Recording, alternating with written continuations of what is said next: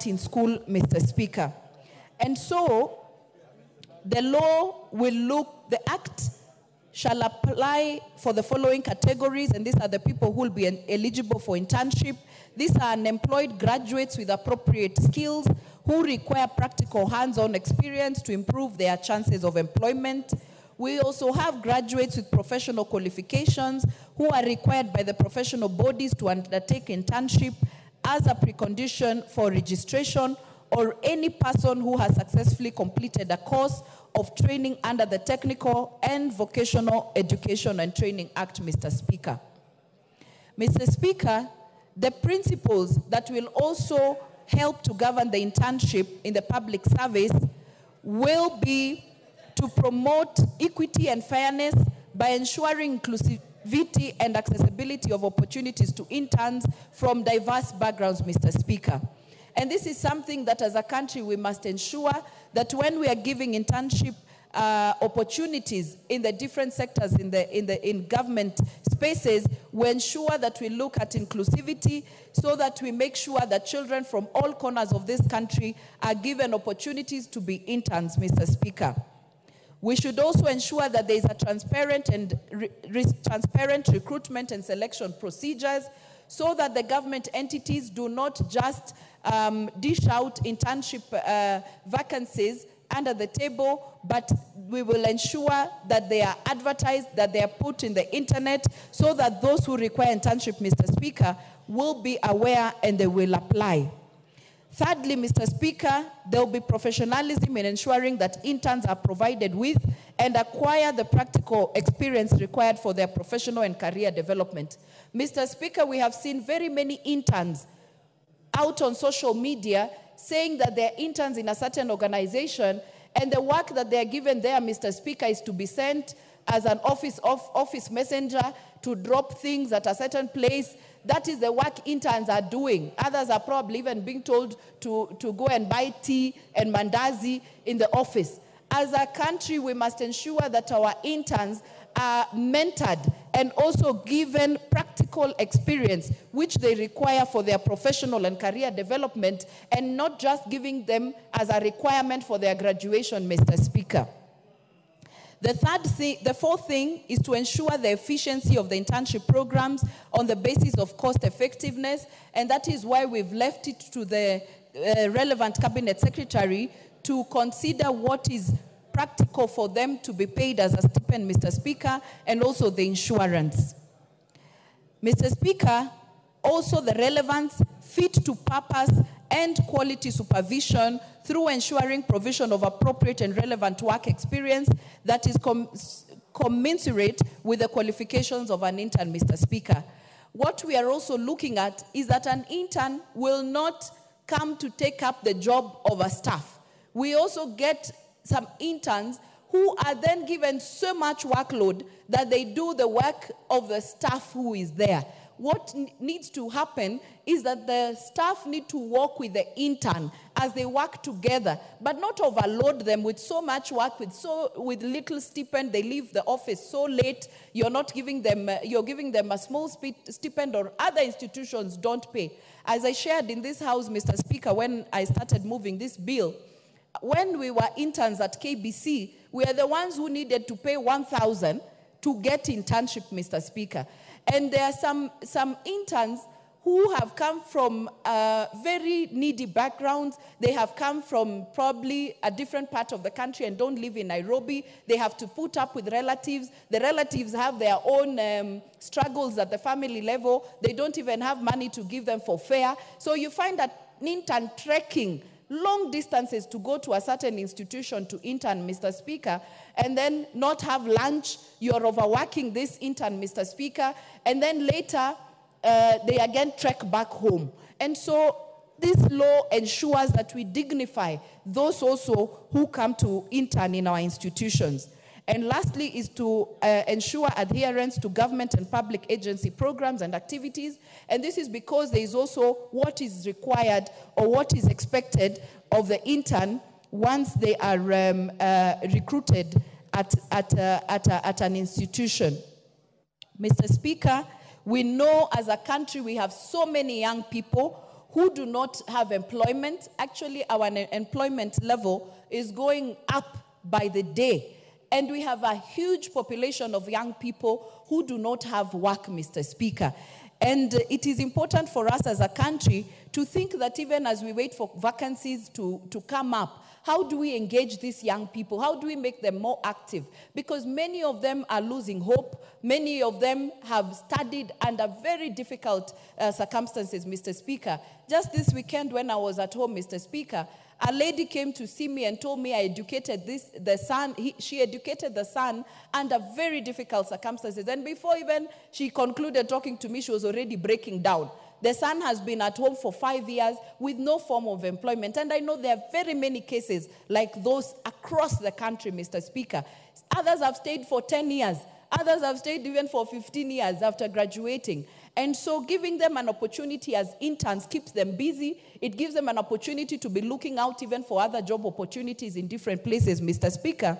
And we shouldn't discourage the young people. You know, when you always just telling them, go to other skills, go do businesses, while we have not given them the capital to start the businesses, Mr. Speaker.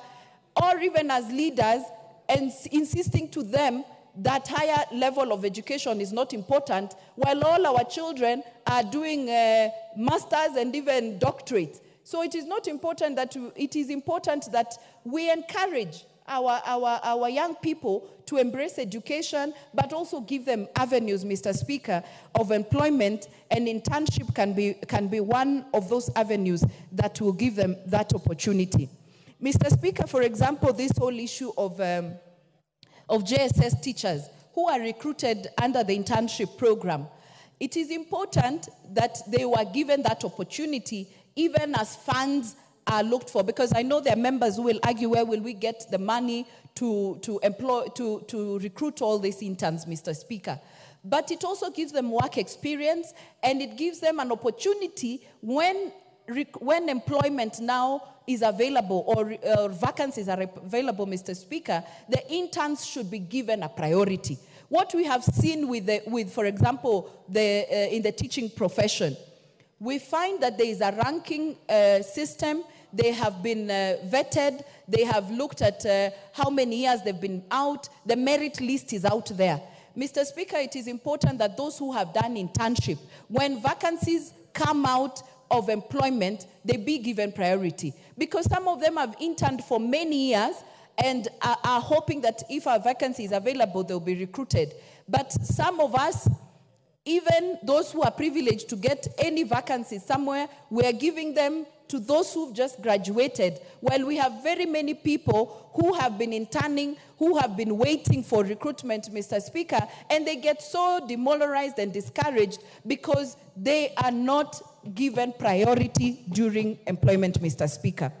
Also, there is a case that was in court about the interns, and the court ruled that there is no legal framework in this country that looks at matters to do with internship, and even one that looks at matters to do with interns, Mr. Speaker. And that is what this bill actually ensures, that as a country we start somewhere. We can always improve it as we implement it. As we go forward, we can always come up with amendments so that we ensure as a country we have a bill that looks at internship at the public service. And even in future, we can encompass the private sector. They can come on board to see how they can also plug in. Mr. Speaker, on the side of the interns will be expected to abide by the rules and regulations of the public service institution that will have recruited them.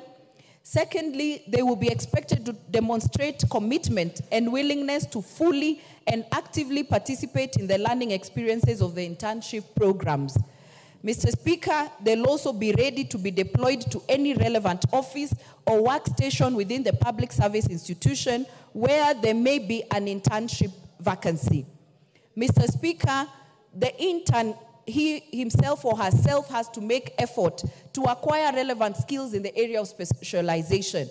I would also like to call upon the interns and even those who are given these opportunities, Mr. Speaker, not just to go through them because it is a requirement, Personally, when I was recruited as an intern at KBC, I told myself I will not live there without a job. I will do my work so well that even when my internship is done, those who work there will see that I was valuable there. And that is what I did. I worked so hard. When the journalists were coming in at 6:37, I was always there. So that when another journalist is late, I will be given that slot to go to the field, because interns always accompany the journalist. But sometimes if there are no journalists to be sent out, as an intern, I was being sent out. In the evening, instead of leaving at 4 p.m. or 5 p.m., or 3 even, because there's no work and you're just lazing around, I would always stay until the 7 p.m. news has started. And so there can be breaking news at around 6 or 6:30. And when the editor walks into the newsroom, they will always find me there. And then I would be sent for that assignment. And slowly, I got experience, I got to learn, and I would want to tell our interns, even if you're given the slightest job, do it to your perfection. Learn more, ask questions, until when a vacancy appears there, that institution will always remember. Make a mark in any institution that you get your internship, so that others can see the value that you add to that institution or organization, and it will open doors for you when the time comes, Mr. Speaker. The interns are also expected to complete assignments given by their mentor or supervisor.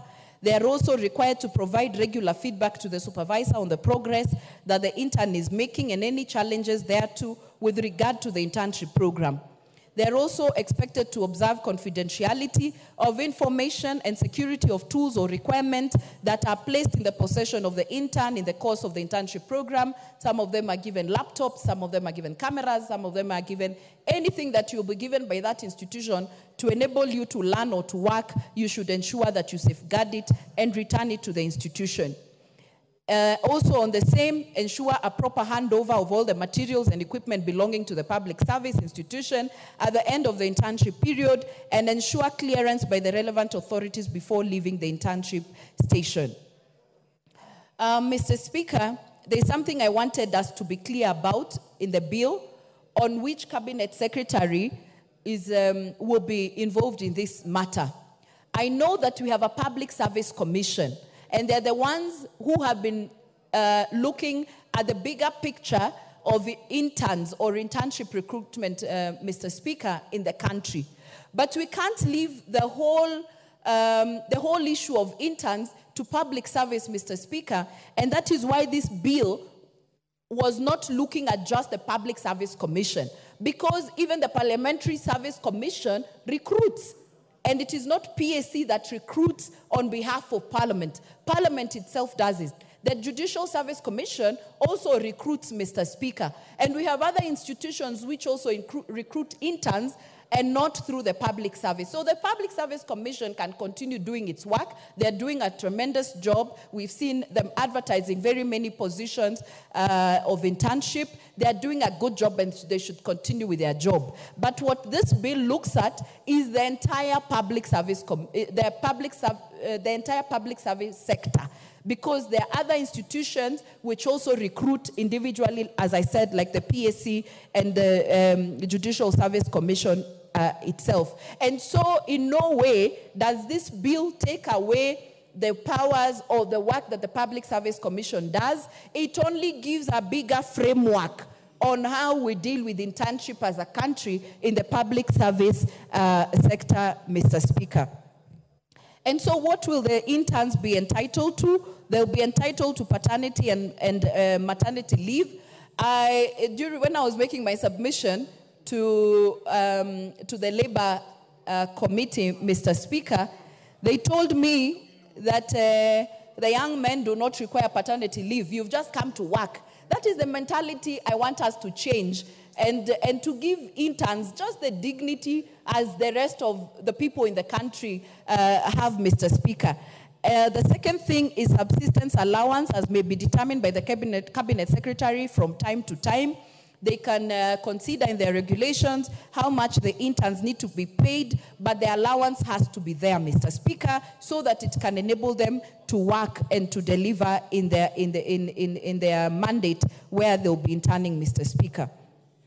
So as I conclude, the internship period shall be valid for any period as may be determined by a person in charge of a public service institution, but such internship period shall not exceed 12 months, Mr. Speaker.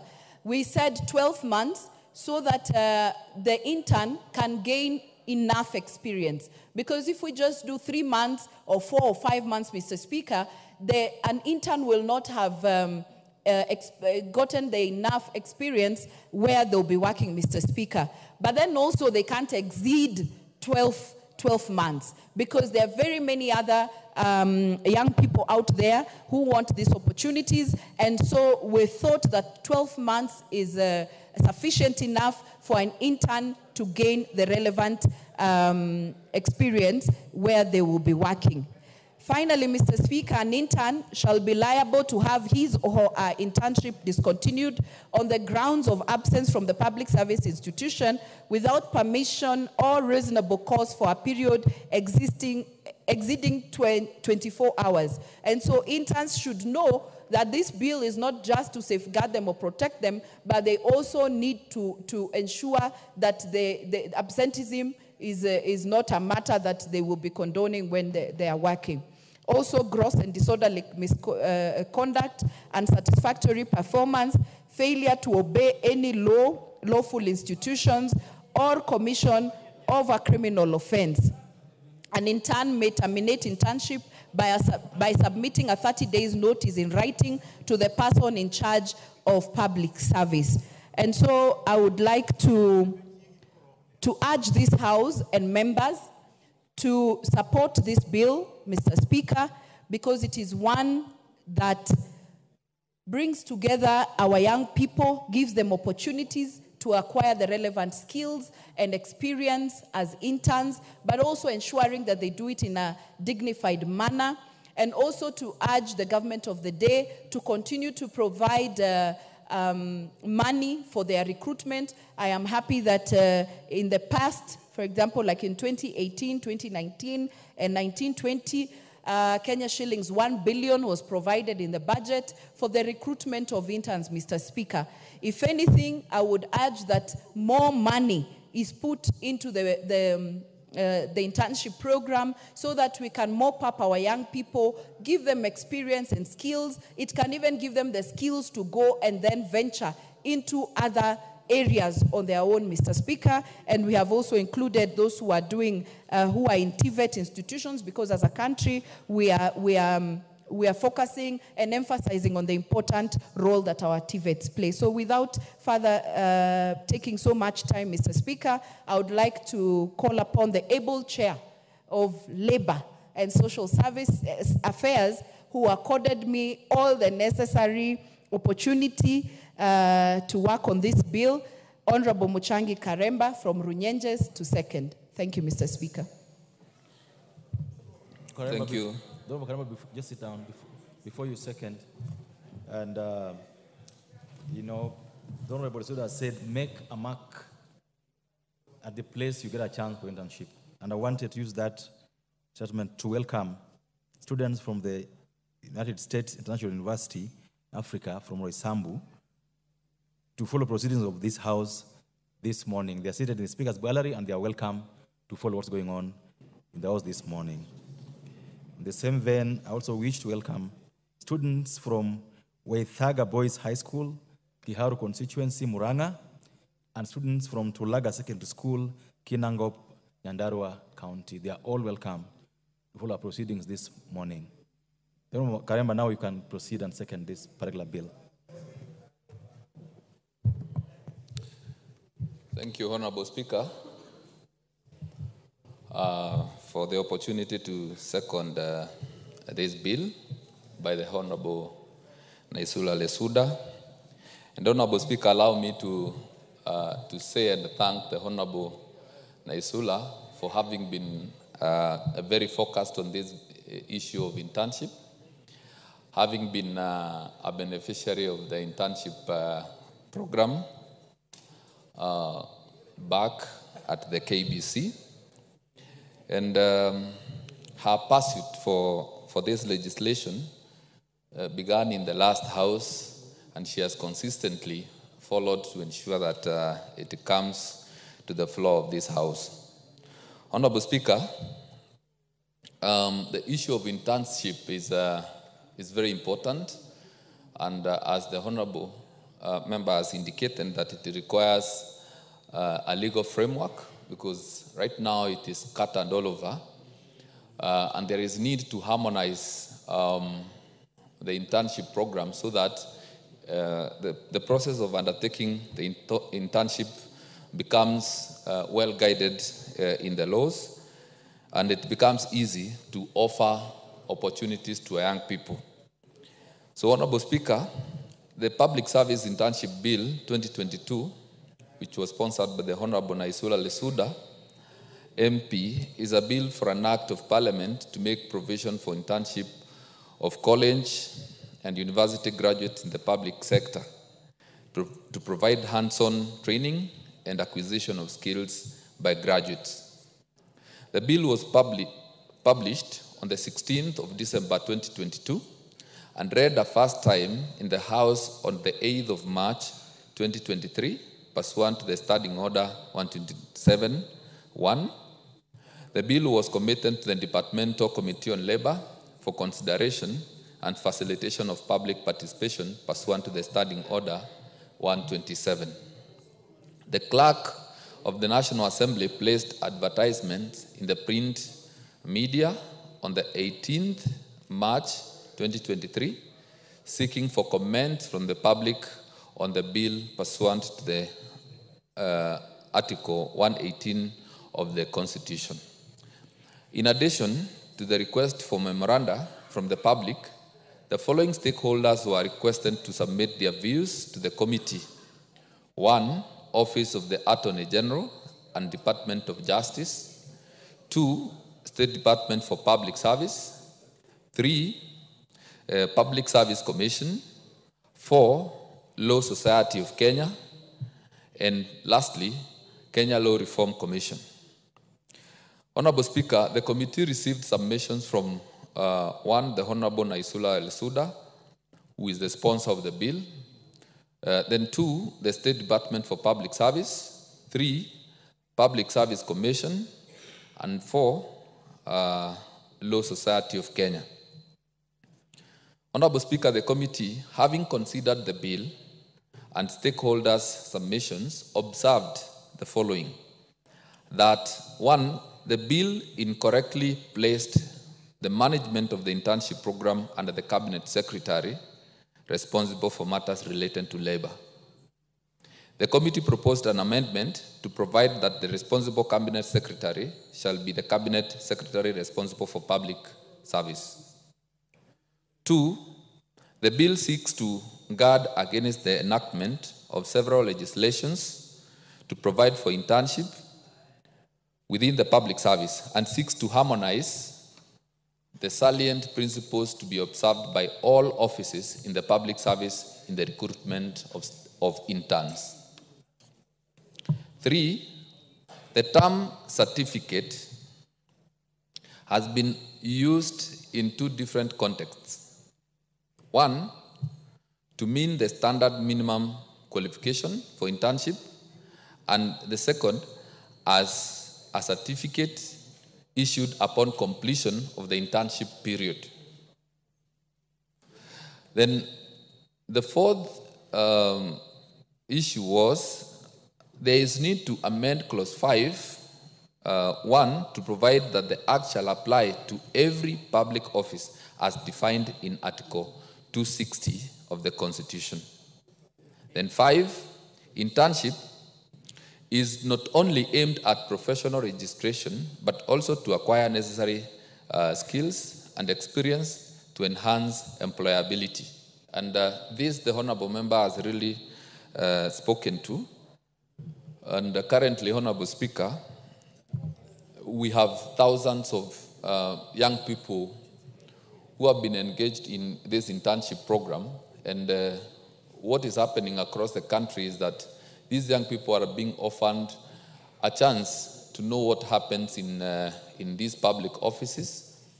And it is the surest way of ensuring that our country has sufficient people who are full of energy and who also understand how the job is done in these public offices.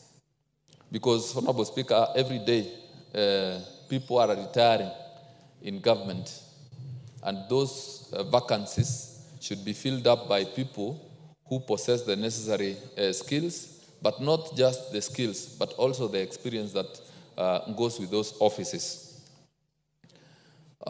We have very good success stories, Honorable Speaker, from those people who have been given internship opportunities.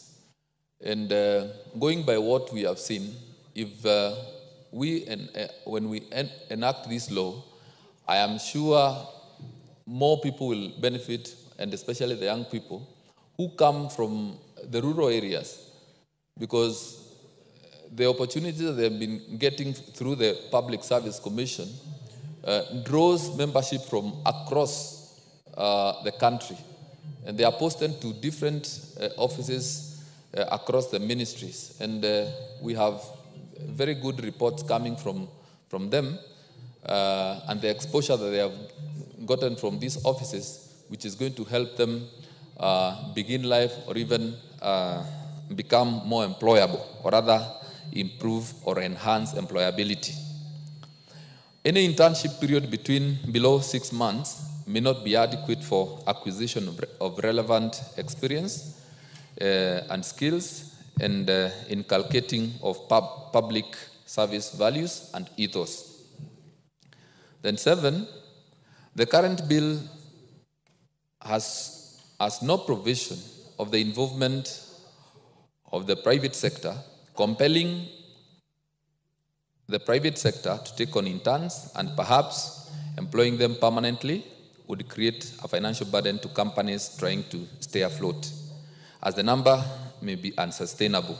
However, perhaps with the incentive from government, the companies may take and onboard the interns.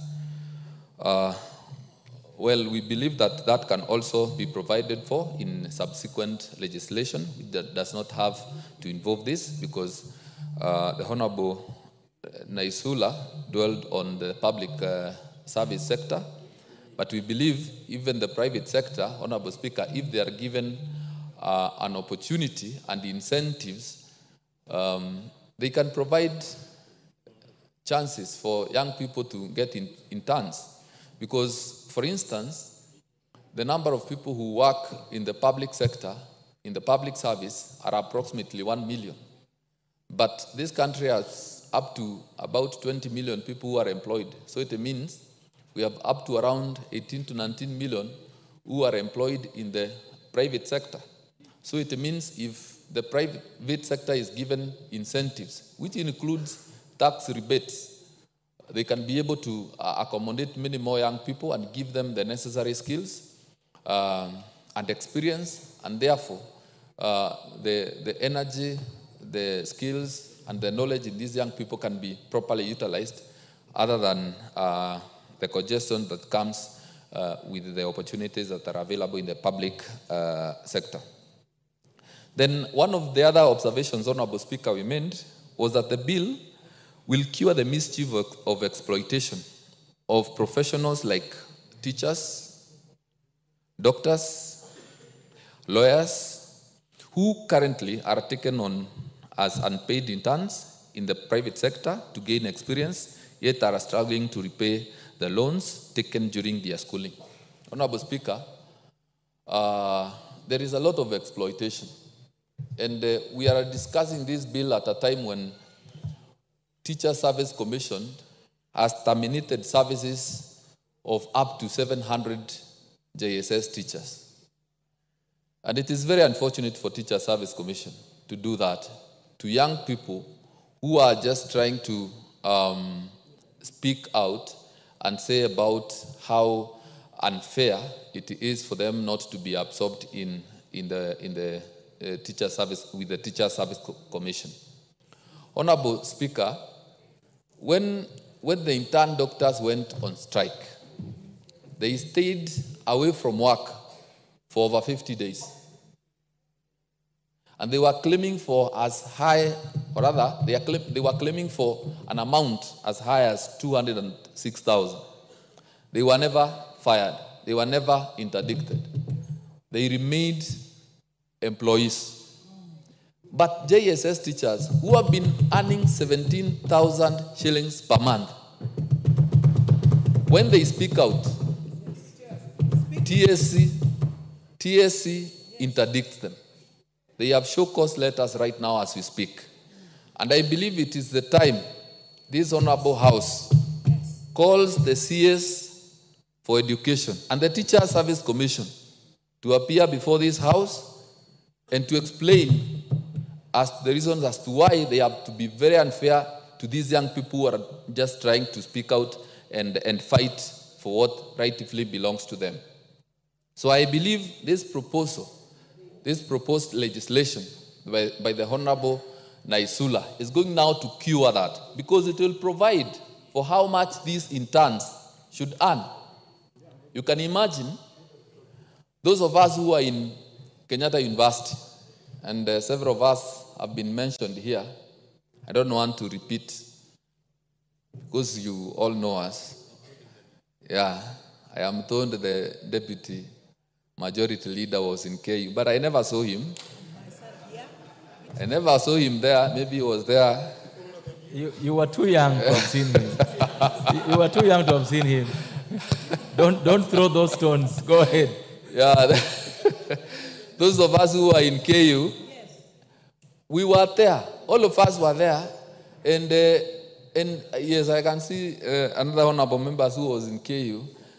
The doctors, yes, the doctors were there. The lawyers were there. The teachers were there. Yeah. We were sharing the same hostels. So when the doctors graduated, they go to an hospital, they are paid 206,000.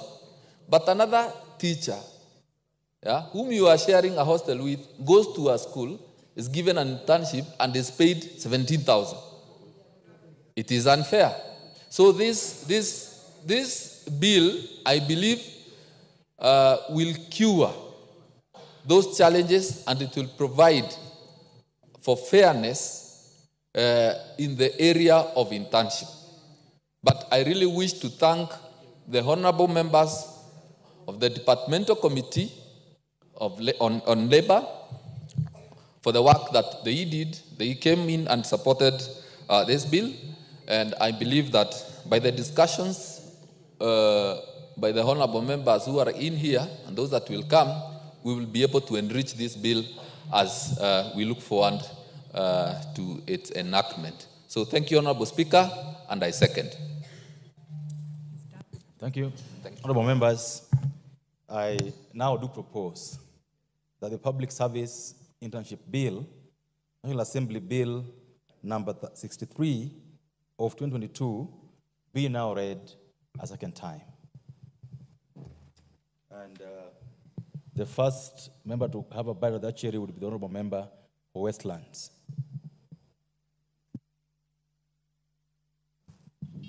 Thank you, Chair, Honorable Speaker, for giving me a chance to contribute to this very important bill. I want to thank the Honorable Leisuta for bringing it. Honorable Speaker, this has been a government policy and was under the Public Service Commission that they take on interns and post them to various government agencies. But it was not something that was properly regulated or governed by a legal framework. And this, capturing it in a bill, Mr. Speaker, it will give now the Public Service Commission to structure how they will use these interns. Interns, Mr. Speaker, are people who have qualified. They have trained, they have even graduated. It's only that they have not been placed in the market. They have not gotten jobs. But when they are placed in various government agencies, and even in the private sector, they attain experience and they learn on the job. And even when the recruitment comes, these are the people who will be given the first priority. And I believe if properly done, Mr. Speaker, it will absorb many of our young people who are graduating from various levels of colleges, universities, and lower kata colleges, so that, Mr. Speaker, they find something to do and it can expose them to many other things. And I also even propose that when interns are taken, the way we do it even in the legal circle, that you can do pupillage in one law firm, but you can also look at other opportunities, including going to the judiciary and everywhere, so that you have a wide spectrum of learning and understanding things. And then, Mr. Speaker, also the bill provides for remuneration. We realize that we have been seeing the doctors, when they were on strike, Mr. Speaker, they were talking about payment of the interns, how much they should be paid. For me, once they have taken this and given it a legal framework, there should be money appropriated for this program, so that these interns, when they are placed somewhere, they should be given some stipends that will keep them going. And also the program should last for a sufficient time so that these people can learn. And every time people coming from the college, they find a way to go out and learn, Mr. Speaker. And I just feel that this is a very good bill, that we should all of us support it. And also look at the way the TSA has treated the teachers. Mr. Speaker, these people were agitating for their rights. There have been nothing, Mr. Speaker, to give them, security of their job. So when they come out and express themselves, they are facing frustrations. JSS, Mr. Speaker, it's a teething problem and that we need to address. But you cannot come up with a punitive, measure that you now dismiss them, and without even giving them an opportunity to be heard. Because if people go to the street, it means there's something wrong.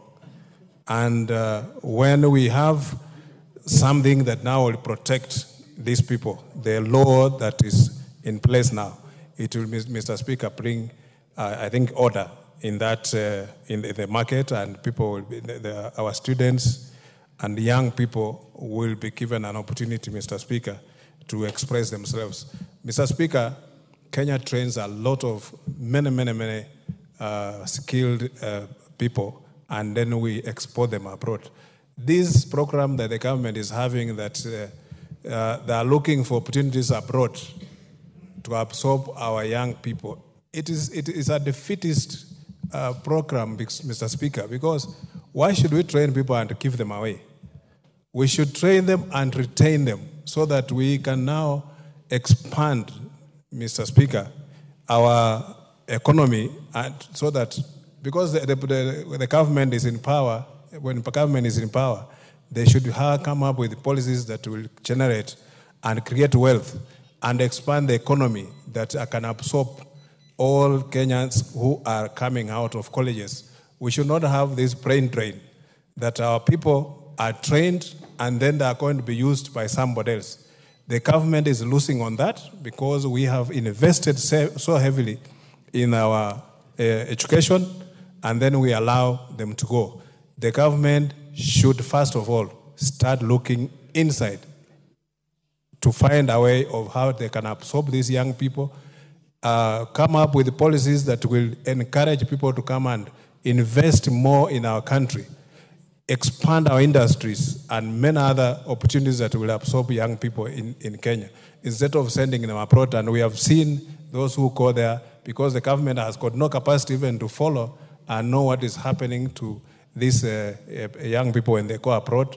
And that's why we find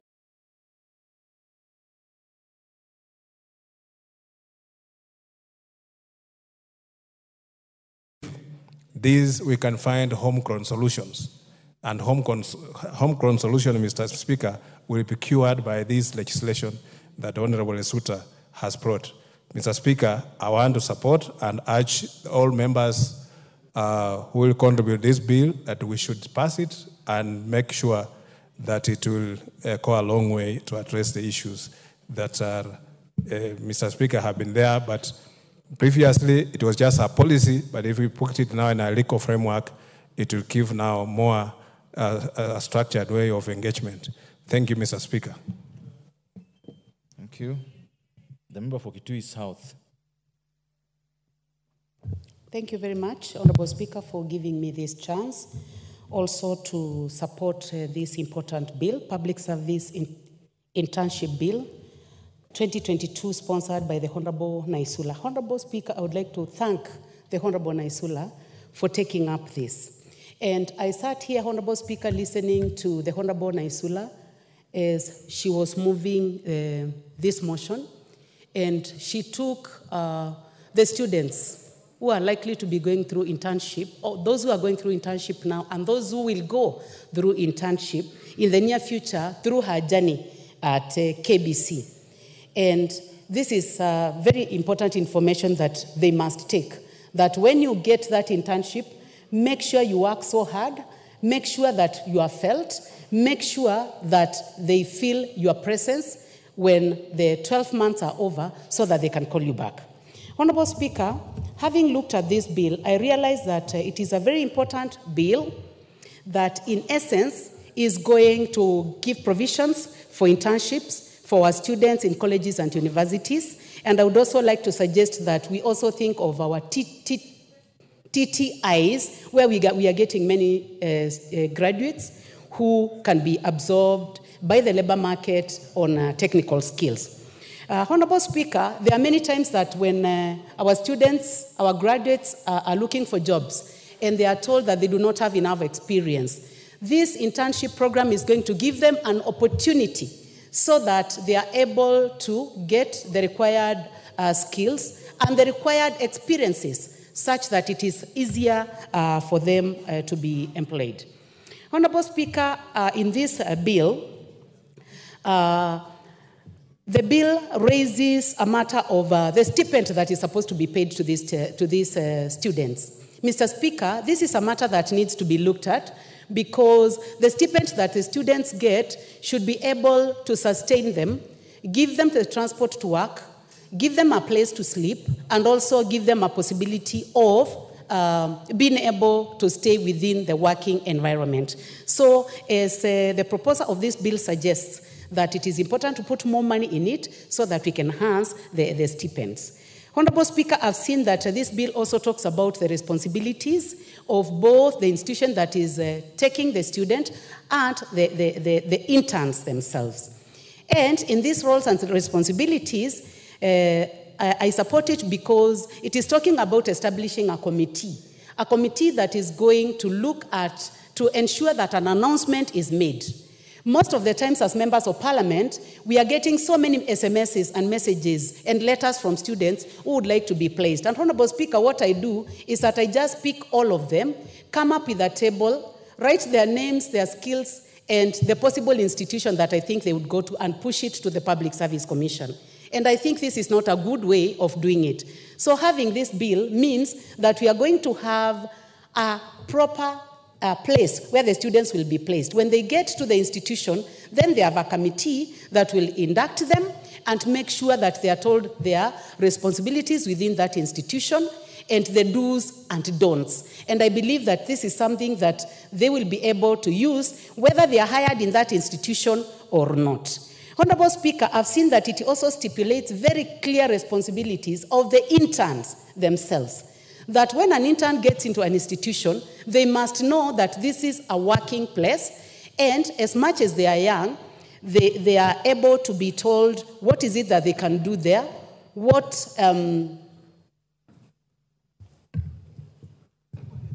is it that they can do in that institution and what they cannot do, including the assets of that institution, both hard assets and soft assets.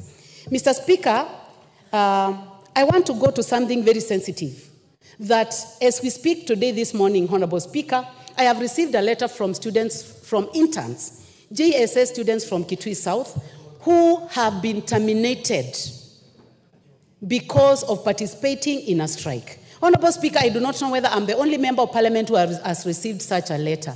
And the reason as to why we are receiving these letters from intern teachers who have been terminated because of participation in a strike is because there was no proper law on how long the interns were going to work, how much they were going to be paid, and the termination conditions. So, Honorable Speaker, as we debate this bill, I would like to ask the Teachers Service Commission very kindly to allow these students who may have been involved in one matter or another to just hire all of them without discrimination. Honorable Speaker, I did not see those teachers from Kitui South participating in the strike. I did not see them on TV anywhere, and I am appealing to the TSC as the member of parliament for those intern teachers in Motomo and Ikoda who have been told they have been terminated in the spirit of this bill that we are discussing today, so that all of them are hired just like the other students. I believe that they are not the only ones who participated in this strike, Honorable Speaker. That one I say very, very kindly, because I'm also asking for forgiveness in case they may have been involved in any form of impropriety because of failure to have food for their children and all that. So, Honorable Speaker, that is an appeal that I make. Honorable Speaker, going back to this document, is that I would like to encourage the students that when you get hired, make sure that you are available, like the Honorable Lesuda was in KBC. Make sure that they feel your presence, like the Honorable Lesuda was felt in KBC. Make sure that you are the one who is available when the MD is looking for someone to send around. Make sure you are available, like the Honorable Lesuda did in KBC, so that the moment you finish your internship, they will be looking for you. And Honorable Speaker, as I finish, I want to say that I was an intern in Kenyatta University.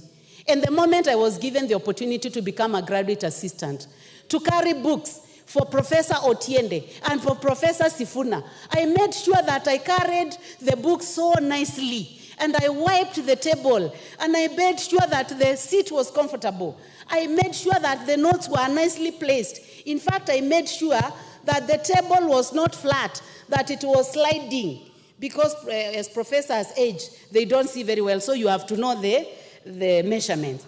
And I made sure that the university had to give me a job. And Honorable Speaker, I got the first job. I was paid 11,000 by Kenyatta University. I was excited as an intern. I was wondering where I was going to take all the money that they were paying me. But Honorable Speaker, that is the seed that an intern can get from a ministry, that you can get from a semi-autonomous agency, that you can get from a court where you are given an internship position. And with that, I support the Honorable Lesuda, and I support the good work that was done by the committee. Thank you, Honorable Speaker. No, Honorable Baya, I hate to hold you a bit, because this can't be a KU affair. You know, it can't be a KU affair that was KU, this is KU, this is another KU. Yes, then commit, you will not talk about KU. Then don't talk about KU. Go ahead. Honorable Speaker, I want to thank you, and I want to contribute on this.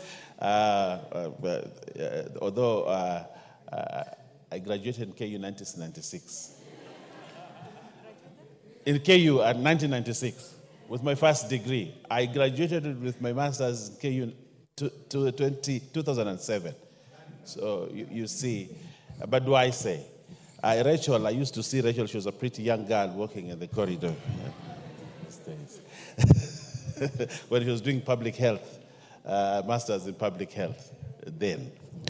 But I want to say this, you know, issues of internship, and I want to thank and congratulate Honorable Lesuda, but I want to say this. You see, I happen to study something called labor economics. Now, labor economics tells you this. There are 3 reasons why you hire an intern. You want to train the intern to become a better person. And probably that's why KU hired Rachel. Okay. But there could be another reason. You want to hire the intern so that he can work for you at a lower pay, which is exploitation. then you can actually hire an intern because you want to fill a gap. This country needs to understand why they are hiring interns.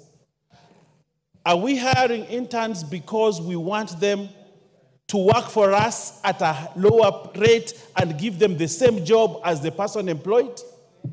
Or do we want to train these Kenyans to be better workers?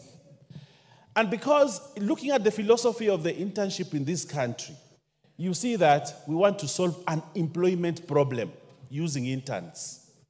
And that is the wrong way. I cannot be hired as a teacher and I teach 33 lessons in a week, same as the person who is permanent and pensionable, teaching 33 lessons a week, and then you are paying him money because a higher level, and you're paying me at a higher level, and yet we're doing the same job, and you're calling me an intern, and you're calling the other one a teacher. That is unfair in labor management. It's unfair. So what we have in this country is a convoluted system that people do not understand. If as a Kenya we are saying, we want to use people to give them jobs to do because we do not have enough money to pay people, then explain it to the people so that they understand, I have been given this job as an intern to help the country because they do not have enough money to hire the right people at the correct salaries. But today, to have a teacher, a professionally trained teacher who has graduated and is waiting for the job market, and to give him a job and say, you're an intern. But when I walk into the school, I do not work as an intern, I work as a full-time teacher. It is exploitation, it should not happen. So we need to make our decision within the realms of labor economics, not to just want to misuse people because we want to fill in a gap. So the declaration must be made so that when you are given a job as an intern, as a JSS intern or an intern, it should be explained to you. As an intern, I have to work under someone who should supervise me.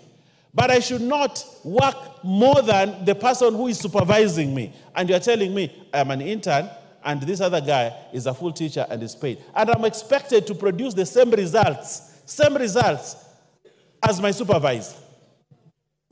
Then is this internship or is this underemployment?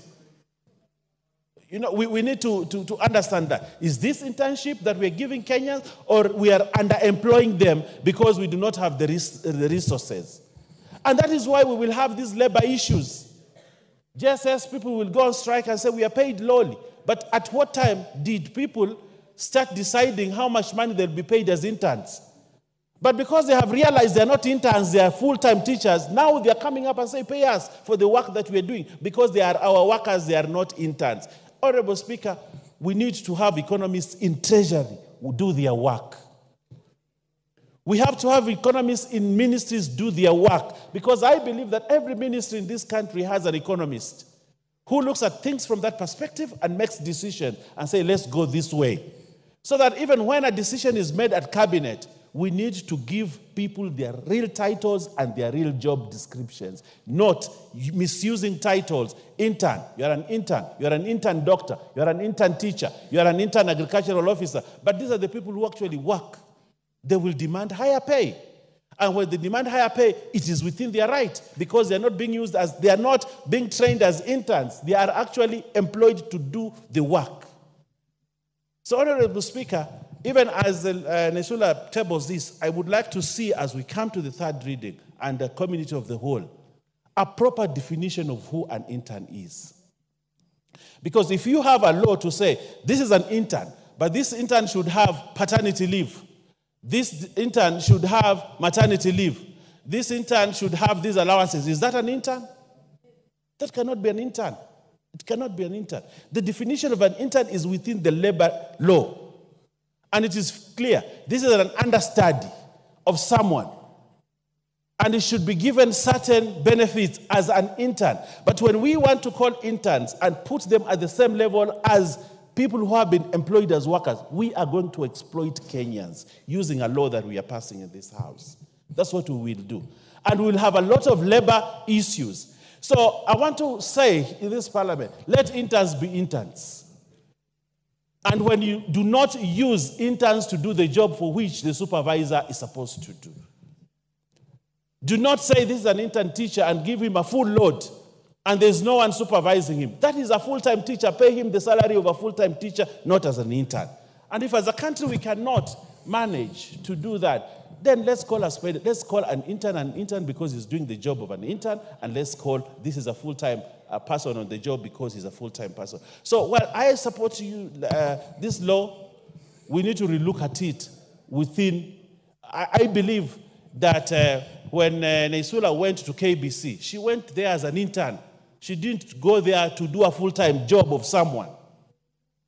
And she was helped to grow, and she grew to be the lady that we know because she was an intern and she was helped through the steps. And she was not given a full load. She was properly supervised, properly trained, properly handheld, and she get to the level that she is. And that's where she is. But to transform interns or trying to create jobs by telling these people, you're interns now, you're working. I know at what level an intern should be an intern and when that intern should graduate to be a full-time worker. So let's spare young people. Rachel was an intern. When you're given a job at KU as what are they called, tutor, graduate assistant. Yes, you cannot be paid, you cannot do the same job of a professor. She was a graduate assistant. She used to carry books. She used to wipe tables. She used to ensure notes are done. She used to come to the lecture room and sit there and listen to the professor. Because she was a graduate assistant, she was an intern. A properly done intern program. And she graduated to what she is. But these interns that you are saying they are interns, what are they doing? They are not being trained. They're just being used to do work. So let's look at this policy carefully so that we do the right thing for this country. We do not burn out young people by giving them full load of work, and yet we are saying they are interns. I thank you, Honorable Speaker. Very well said, but let's give them maternity leave if they become pregnant. Let's not deny them that. This chance will now go to the Secretary General of the Civil Servants Union, the Honorable Member for Nyatike, Honorable Odege.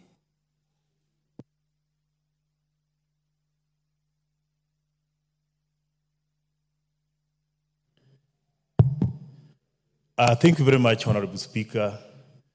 And you'll allow me to first congratulate the mover of the bill, because what she has brought before us here today is very timely. And I would say this is what has been ailing our country so far. In fact, I would say I was a witness in KBC, and I can confirm what the Honorable Member is saying is true, because I used to be a customer in KBC. I used to attend a program at 6 a.m. in the morning, and I could find her on duty seated there. So whatever she is presenting in the House here is not only for public consumption, but it's true. I can confirm here today. The issue of internship in the public service, let us not confuse the issue of internship with the issue of pay. It will make us lose the good idea which has been brought before us by the Honorable Member. First, when we talk about internship, I would suggest that this House would support what has been tabled before us here, and even if possible, we make it mandatory for all professionals from our colleges and universities to undergo mandatory internship in the public service. Some of us who had an opportunity to work in the public service, I can authoritatively say here in this House today that when you meet somebody who has grown in the public service and you meet them together with somebody from the private sector, you'll see the difference. The real training in this country is gotten in the public service. So if we deny our young professionals an opportunity to access training in the public service, we are killing this nation. You'll agree with me that all of us who underwent school program, when you are employed, you'll realize you learn again on the job. You don't come from college or school when you are a fully trained professional. the professionalism you'll get when you get an opportunity to sit on the job and be trained on that job. So if we deny our youth an opportunity to get this from the public service, we are killing this nation and we are denying our youth an opportunity to be better professionals. And again, to make it worse, when we are advertising jobs, we ask these new professionals for experience. Where do we expect them to get experience if we don't give them an opportunity to access facilities in the public service for their training and for their exposure, for them to be the better professionals in this country? So me, what I wanted to suggest, before we go to monetary issues, we should ensure that we avail opportunities for all professionals to access training in the public service, and if possible, we make it mandatory so that we don't discriminate others not to get such kind of an opportunity to access services. On monetary issues, when we talk about the work done, that opportunity can be given room to be negotiated. Each and every profession can get an opportunity to negotiate, and we give the Public Service Commission, Parliamentary Service Commission, Police Service Commission, and Judicial Service Commission to come up with the job worth of that intern, and we make them be paid. When you look at what's happening currently in the country, it's very unfortunate because we have reached a level where we used to see workers going on strike, now we see interns going on strike, which means we have failed to fix an issue which is ailing our country. That's why now interns are taking it onto the streets to demand for their rights, because we are sitting on that right of theirs. When again you look at the professions we have in this country, there are some professionals who are not able to come out and air their grievances, and they are suffering in silence. Let's talk about accountants. Let's talk about agricultural officers. Let's talk of these other silent professionals. They are not also not comfortable, but because they don't have an opportunity to come together and air their views, we think they are comfortable because they are not on the streets the way JSS teachers were. So if we are fixing the issue of interns, let us make it broader and ensure that everybody who has trained in this country is given an opportunity and fairness wherever they do their practice. But if we now allow all these strikes to go on, like now, we have clinical officers on the streets. One of the issues they're talking about, interns. We had JSS on the streets. One of the issues, interns. We had the doctors on the streets. One of the issues, interns. And now we have some professions who are not able to go to the streets. And those who can represent them and make them also be comfortable is this house. So let us use this opportunity given to us by this bill and fix all the issues related to workplace when it comes to internship, be made in a way whereby even if you don't go on strike, even if you don't go outside there and make noise, your interest is catered for and your safety is also catered for. So on money, the money can be negotiated. But on internship, let us make this opportunity available for all professionals and we make them get this training so that we have a country where we are nurturing those needed professions and we make them possible to work for this country. I thank you, Madam Speaker. Thank you very much, Member Fonyatike.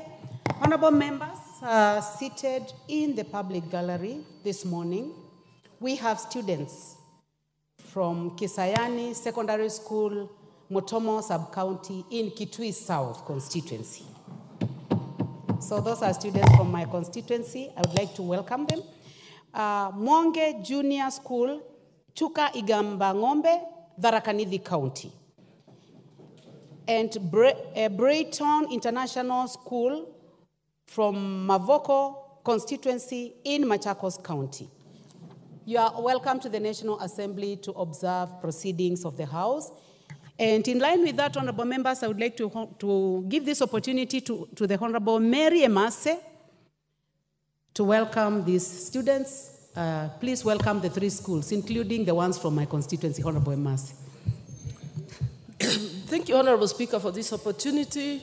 From the onset, I want to take this opportunity to welcome all the students in the Speaker's gallery and who have managed to get the opportunity to tour Parliament and also to witness proceedings on the floor of this House. Honorable Speaker, in a very special way, allow me to welcome the students from Brighton International School and all the teachers led by Frederick Yongo. It is one of the best schools we have in Machakos County, that is Mavoko, and I have not seen my MP here. I would have given him an opportunity to. Madam Speaker, as a parent from Brighton International School, I'm very proud to see our daughters and sons from that school in Parliament today. And I just want to give a word of encouragement to all the students present here today that work hard. If you remain focused, the sky is the limit.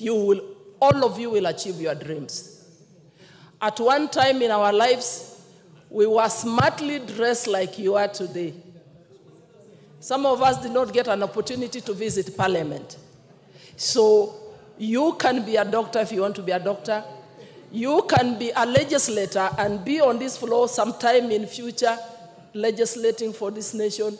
You can be an engineer, but you need to work hard because there's no shortcut to success. Thank you, Honorable Speaker.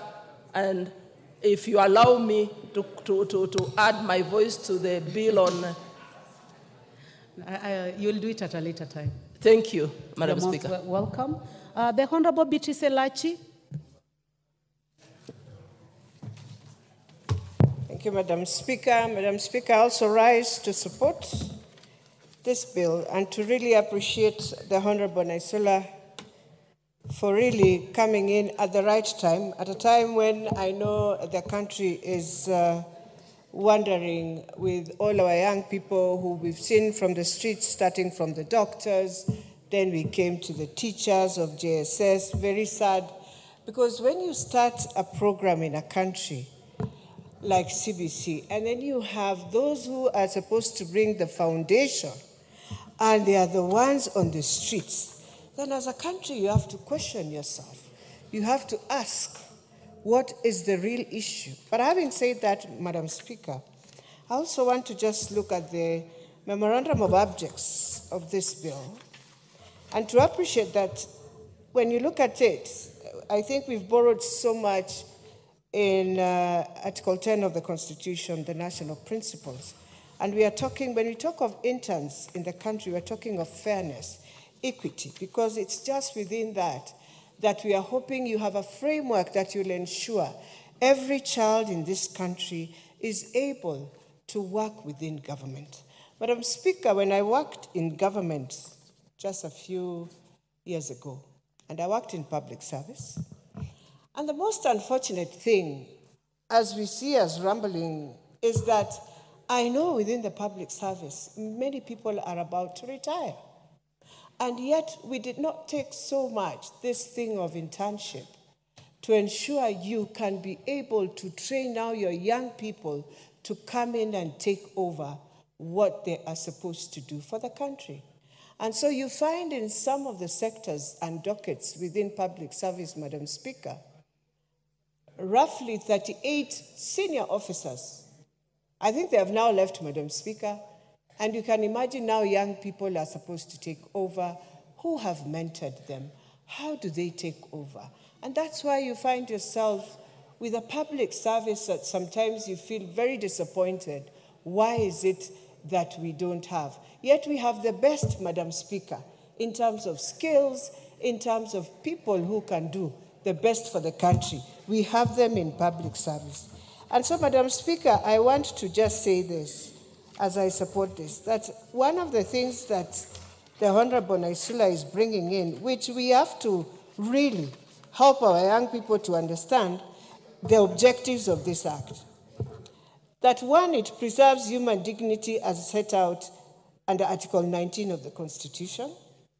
It enhances youth development and employability by creating clear linkages between your education, your training, and work. I was an intern for Professor Wanjiko Kabera, and I remember we were with Daisy. And at that time, we were interns in a program that was there for civic education. And I remember the way Prof mentored us. Yes, in a very tough way. And I want to tell young people, there is no internship that will be simple. There is no internship on a silver platter. Then you won't get employed. And also, always remember in the laws of employment that there is probation. So even our interns of JSS, I don't know whether they understand, there is probation for 6 months. And the employer has a right to employ or not to employ. You see, sometimes we are talking here and we put in politics, and we forget these are people who are going to mentor and to teach the next future leaders of the country. And so we have to be very clear as leaders, as parents, that you cannot. You are on probation. Go and read your letter of intern. What did you agree with the employer? So when the time comes, do not use it in a political way. Remember, you are not in a mob when you are being employed. You are employed you as an individual person. You came alone to ask for that interview, and you were employed alone. So let us not also make it very political until we destroy the whole structure, because this is a new foundation for our children and for the future of Kenya. And the other thing the Honorable Lesuda brings in for them to understand is ensure a well-structured and coordinated internship program. I agree with Honorable Mbaya. Where we are going wrong is when you decide an intern who is supposed to do 25% of the job is now doing 100%. That is where we have gone wrong with this structure of teachers.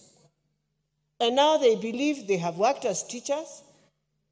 And I won't be ashamed to talk about it. I went to my school speaker, and I won't say the name. I met my young interns and the teachers, even the teachers who have been there for a while. And when I looked at the staff room, I felt like crying. Because this is your staff room. You cannot tell me you have just finished your tea and everything is on the table, all the eggs are just there, and you are seated. You are the teacher. What will the student then do? So I just want to say it has to come. It starts with your ethical. It starts with your moral. Then it goes now for you to become the teacher. But I want to also now alert teachers. We are on a digital platform. And I went to Mombasa in a school. A teacher is in one class, 3 classrooms are using a digital platform, they are with their teacher. So awaken yourself. They will reach a point, because of technology, we don't want to see our students crying every day, there's no TSC teacher. We shall improvise and find a way of teaching children, and you'll be the losers. So I want to say, Madam Speaker, for me, I believe if I never went to school, if I never found my teacher, Machete, my English teacher, today I wouldn't be who I am today. So a teacher, my lecturer, today, I am proud when I meet them.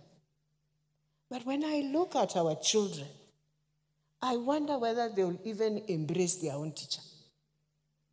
And I also want to tell the teachers, I have my girl who comes and says, Miss said. I say, what is Miss? Until the teacher said, you call me Miss. I want to tell them, that's where we have missed all these things. Because the student now realizes you're just a Miss. So that value we had in terms of a foundation of who brings me to be who I am today is sort of eroding, and we are just now going back, and we will have to have challenges of how we serve our own people. Yes, it's a calling, just the way other things are calling, because sometimes you find the work you do is beyond measurable. Nobody can pay you that. But if you can mold a child and bring it to us in Bunge and we become who we are today, then I believe they are there, and we must be proud of them and we must celebrate them. But these interns of ours must understand there is a role you play. You know Everywhere you're employed, 6 months probation, you can be removed. And even if you go to court, the courts will understand that that's how it works. Number two, nowadays we have the law in public service. Always remember, before you run to court, you are told use the mechanisms that are there, that have been put in place to deal with. And when you're an intern, you have your letter, you have what you have agreed, you have signed on it, Madam Speaker. They must understand. As I finalize, Madam Speaker, I just want to tell Honorable Naisula what you have done for the country today, and I'm hoping that many, and I'm hoping public service will also come in to see whether there are a few things they will want us to add in. They have to come and meet Honorable Naisula so that we package it properly in our third read, in our whole committee of the whole, to make sure that indeed that intern can get productivity, that intern is supposed to increase self-awareness, that intern is supposed to understand motivation needs, that intern must learn to excel in ambiguity. With those few remarks, Madam Speaker, I beg to support. Thank you very much. Honorable members, as you may be aware, we did not put a time limit for this bill.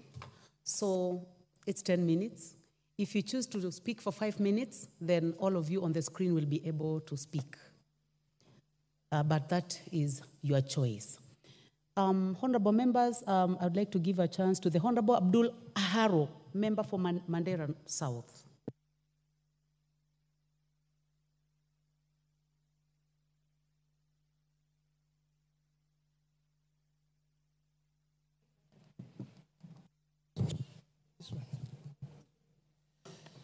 Thank you, Honorable Speaker, for giving me this opportunity to make my contribution on this very important bill. From the onset, I must say that I support this bill, the Public Service Internship Bill, by Honorable Naisula Lesuda of Samburu West. This bill is timely and most welcome. Honorable Speaker, I'll start by saying that Article 55 of the Constitution provides that the state shall take measures including affirmative action, programs to ensure that youth have access to service such as education, training, and employment, and also have opportunities to participate in socioeconomic spheres. Honorable Speaker, Kenya currently does not have a robust law on internship. That is why this bill by Honorable Lesuda is very timely and most welcome, and it is going to cure some of the problems that we have had in this sector. Honorable Speaker, it is a fact that most private and public firms do not pay interns, and many interns struggle on a daily basis as they attend to their duties of internship in those public and private institutions. Of course, some of those institutions pay out of their own volition, and this is the reason why we must have a legal framework to make sure that these private and public institutions are governed by provisions of law to be able to support these interns as they do their internship. So this brings us, before I go to that, Honorable Speaker, even the National Employment Authority Act only talks of, issues of placement of interns in public and public institutions, but does not address the question of the stipends or payment for these interns. That's why this bill is very important. And this brings me to the question of who are these interns? What are interns? According to the online Oxford Dictionary, the position, intern is the position of a student or trainee who works in an organization, sometimes without pay, in order to gain work experience or satisfy requirements for qualification. This is the definition of interns. Honorable Speaker, as it has been said by other contributors before me, these interns have also been misused. Apart from not being paid, they've also been misused. For example, some have been used, these interns were actually professionals, like has been mentioned before. Some are teachers, some are doctors, some are lawyers, some are engineers, and some are technologists. But they have been misused to, and reduced to photocopy assistants, messengers, storekeepers, office cleaners, errand boys and girls. And that is why this bill is very important, because it gives dignity to the whole question around internship. The bill addresses the question of the welfare of the interns, the matter around monthly pay, the questions around sick leave, especially in Article 10, Section 10 and Section 11. It talks about the question of personal accident insurance cover, and of course the question around subsistence, so that these interns, when they go and work in those institutions, public or private, are able to be supported by some small stipend for their food, for fare, and for airtime for their phones.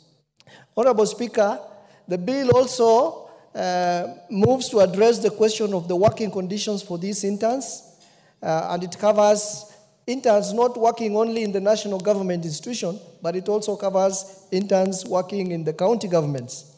Honorable Speaker, the bill also addresses the question of duration of the internship, up to 12 months.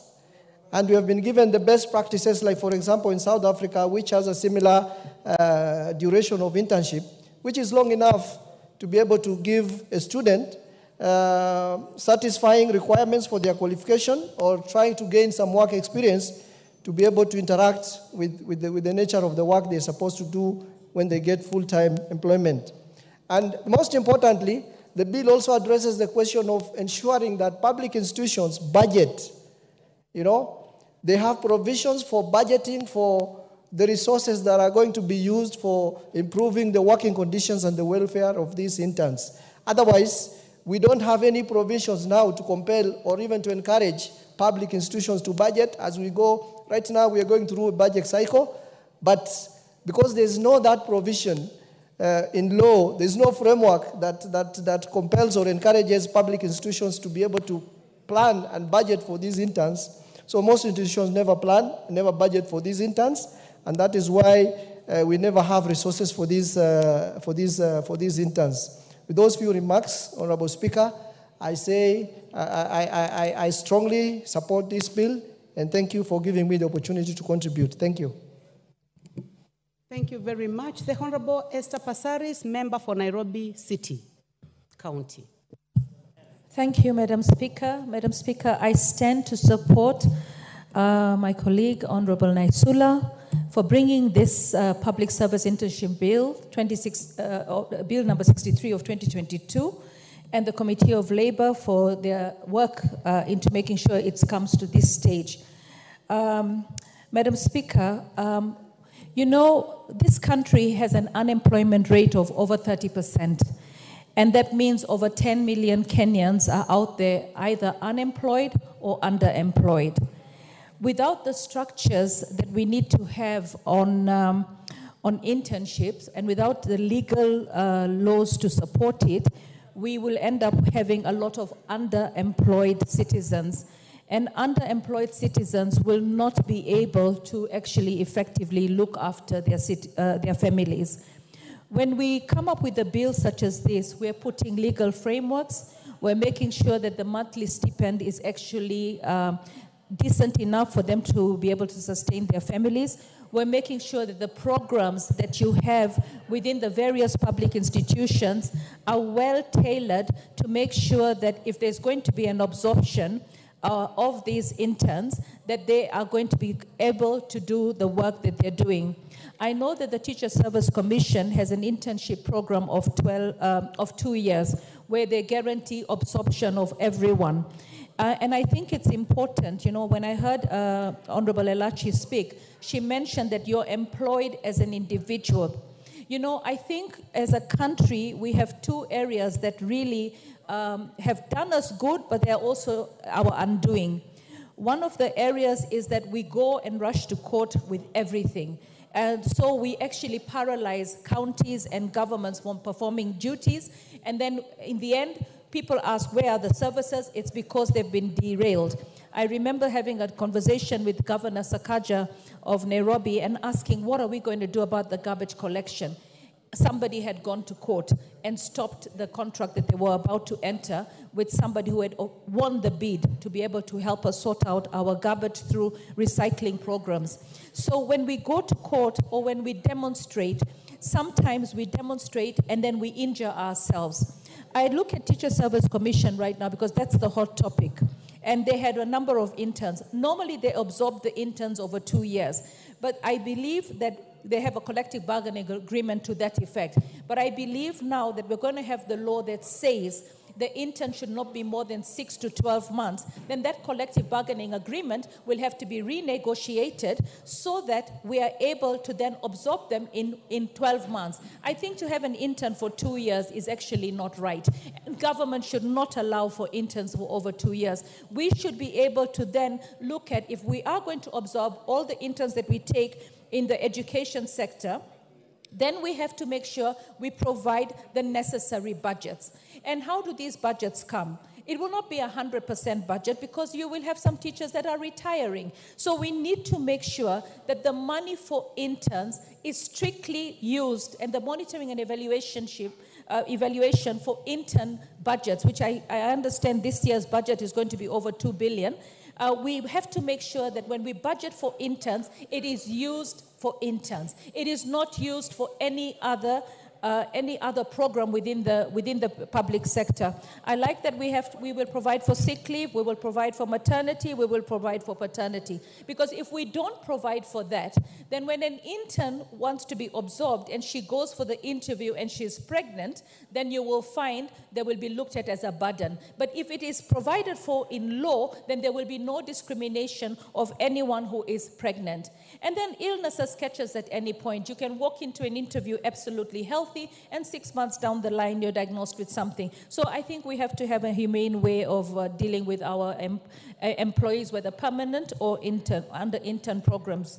Now, when it comes to the country at large, I think there is an important need to do a census of our population, because that will also inform where we allocate the most budgets from the 2 billion budget that we have for interns. When we look at our population and we realize that we have the number of unemployed teachers is way higher than the number of unemployed doctors or nurses, then we know that the absorption of interns in the education sector or in the medical sector has to be, the budgets have to be given relative to the amount of people that are unemployed. If we do not conduct a census on the number of people that we have unemployed in our country and the qualifications that they bear and the experiences that they bear, then we are not able to effectively provide the budgets to actually grow the specific industry. I believe that we need to budget based on the training of our population, and we also need to guide our population on where we have overtrained personnel and we need more people in a specific sector. I remember there was a time when Singapore was looking at a certain area of their country as they were progressing, and they realized that that particular area, not many people were buying into the development and the growth and prosperity of Singapore. And what did they realize? That particular area, the people were professionals, were either lawyers or doctors, accountants. So what they did is they made sure that they made that into a hub to provide those services. So we need to be able to think forward and think of how we place resources. We place resources based on the population. We inform the population. There's no need when you have probably 2 million teachers that are unemployed and our absorption rate is 20%, that we encourage more training of teachers. We need to then look at them and counsel them. And you know, counseling for future career prospects is very important. And as long as a country we don't do that, then we will be taking interns that we can't absorb. Now, having said that, we also have to realize that if the government can only employ X amount, Then we need to figure out how are we going to work with the private sector? How are we going to make it lucrative for the private sector to buy into the internship program that the government wants to have? What are the incentives that we're giving the private sector to absorb our interns? Because, you know, having 10 million citizens out there unemployed, and I guess when the government is looking for bilateral contracts to try and export labor, it's also recognizing that our absorption rate of the unemployed has been actually dwindling. So we also have to make sure that as we do this budget and pass the budget and the finance bill, we need to make sure that as a country, we are going to protect the jobs that we have and the corporates that we have. Because if we don't protect the jobs that we have and the corporates that we have and the manufacturing industry and the financial industry, then we are going to have people moving into neighboring countries. And when people start moving into neighboring countries, what does that mean with the COMESA agreement? Is that we will become consumers, our people will not have jobs. So we need to find that balance. And I pray that we find that balance, because if we don't find that balance, then we're going to have an even more shrinking unemployment. We will not be able to absorb the interns, and we will not be able to basically attract corporate investors and manufacturers, and even our own Kenyan manufacturers right now are looking for where can they make the most money. So I think there is an importance for the people that economically advise the government on how we're going to go forward, to actually start taking off their blinders and thinking outside the box. Because when you think you know it all, you could be actually creating problems that will not only affect us now, but will affect us for generations to come. Because if an industry closes down or an industry moves out of this country, to bring it back will be impossible. So I think we should have a high retention rate of whatever we have that is creating employment opportunities for our people. All in all, I believe that this country can only go forward when we move together, when we're sensitized about the needs of our people, when we listen. And that's why God gave us 2 ears and 1 mouth. It's important that we listen. And I pray that we start listening now, because Kenyans out there are suffering. And right now, you know, when we talk about 2 billion shillings in the intern budget, it's because we will need to collect that money. But and then also, those interns out there, remember that when we budget, we're also trying to provide for you. All in all, the day we deal with corruption is the day the prosperity of this nation will be restored, re-engineered, and everyone will become rich. Thank you for allowing me this opportunity, Madam Speaker. Thank you, Member for Nairobi County. The Honorable Michael Mushira, Member for Oljoro. Thank you, Madam Speaker. Madam Speaker, I rise to support the Public Service Internship Bill of 2022 as sponsored by the member for Samburu West, Honorable Naisura Lesuda. And Madam Speaker, let me start by applauding the member for bringing this bill at the right time. Madam Speaker, every year we appropriate money for the internship program. And Madam Speaker, we do not have a legal framework to answer this program. We do it on the basis of the goodwill for the current government. But Madam Speaker, we know that goodwill alone is not good enough. The goodwill needs to be backed up by the necessary legal framework, and this is what this bill is trying to do. Madam Speaker, we've had court's pronouncement on this internship program, especially in the JSS program, where the court nullified the internship program because there exists no legal framework for this program.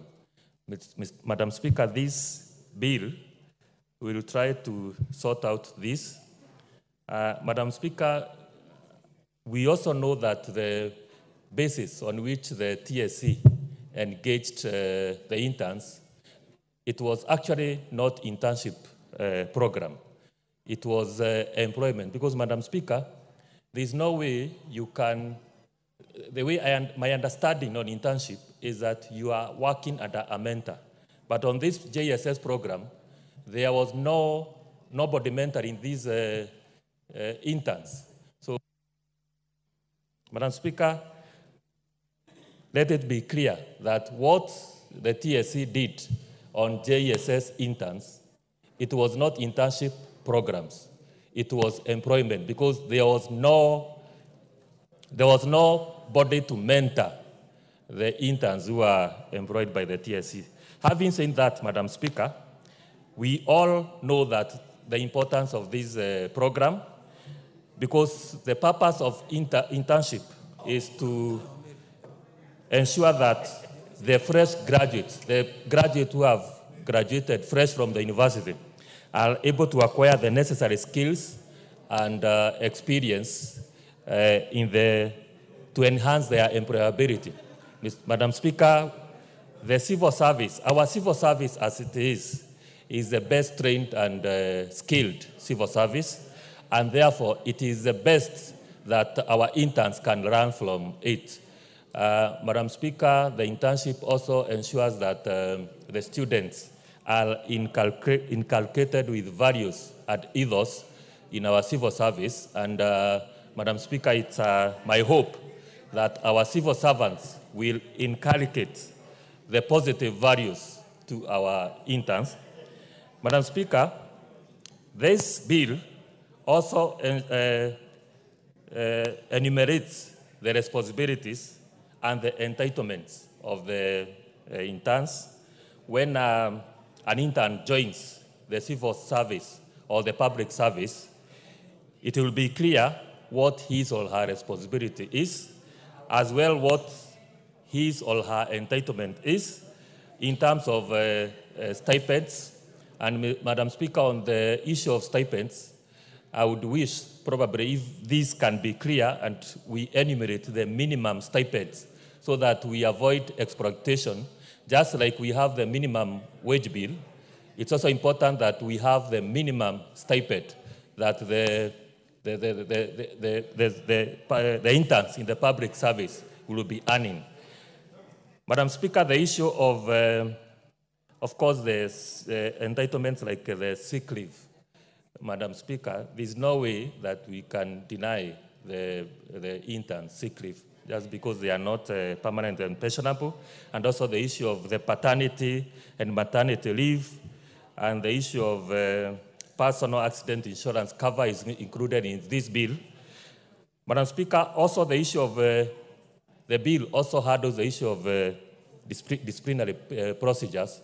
Once the intern joins the public service, he or she is bound by the rules and regulations of that government entity. And once he or she breaks the rules, he or she will be subjected to the necessary disciplinary procedures.